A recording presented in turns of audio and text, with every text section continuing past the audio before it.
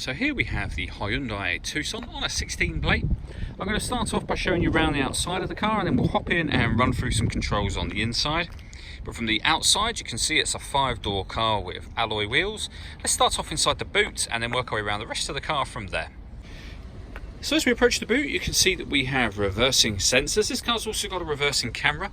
Plenty of boot space on top of that, along with a 60/40 split folding rear seat, and then underneath this tray section a full-size alloy spare wheel. Okay, so we're just going to work our way back round to the front of the car, and then we'll hop in and run through some controls on the inside. But now that we've done a full circle of it, you can see it's in excellent condition the whole way round. Just briefly before we climb in, I think it's well worth seeing the interior from this exterior point of view. There's plenty to run through on the dashboard, so let's hop in and we'll do that right now. Okay, now that we're inside the car, we're going to start with the dials. On the left-hand side, we have the rev counter, and on the right-hand side, the speedometer and fuel gauge. In the middle, you can see the total miles for this car, which are 18,076. You can change information that's displayed there using buttons on the steering wheel for various different bits of fuel economy information. And then there are other menus available along the top just here as well. You can access all of those by using a button on the steering wheel as well, and eventually that will just take you back round to the beginning again. If I back out to the steering wheel, the buttons I was using just a moment ago are here and here. We've also got cruise control and speed limiter over on that side of the steering wheel, and then on the left hand side we have stereo controls and the ability to answer and end phone calls just there. Over in the centre we have the touchscreen radio for the car. So firstly, with regards to the radio itself, we have FM, AM and DAB radio, as you can see. If you listen to your own music, you can do. You can just hit the media button just there.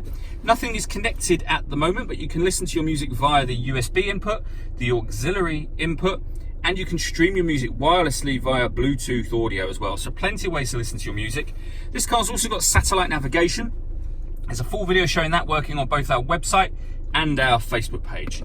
And finally, if I pop the car into reverse, you'll see that this car has got a full colour reversing camera, as I mentioned before, with guidelines showing you what direction the car is headed in relation to the image that you see on the screen. Working our way down, we have dual zone climate control, so you can adjust the passenger and driver temperatures separately, the fan speed up and down from here. You can determine where you'd like the air to be distributed, then hit that button to turn the air conditioning on, same again to turn it off, or you can hit auto, and the car will now maintain those temperatures by taking full control of the fan speed for you. You can override that at any time you wish to by readjusting the fans to whatever level you want them on. We've also got a heated driver and passenger seat, both with 3 different heat settings each. You can then, if you wish to, recirculate the air that's in the car or bring in fresh air from outside of the car. Recirculating the air is a great way of heating it up or cooling it down quickly depending on the temperatures that you've set just here.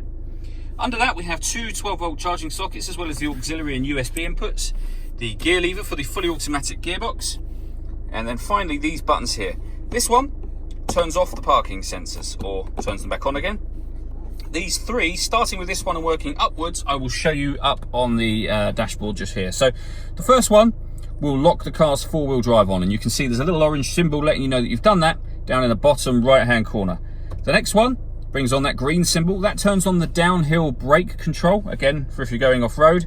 And the last one will put the steering into sport, and that's come up within the rev counter, or back to normal. And all of those, when turned off, will have no lights at all, as you can see. All that leaves me to say is thank you for taking the time to watch this video. If you'd like to come and see the car in person and have a test drive, please feel free to call any of our MJA sites. We'd love to hear from you soon.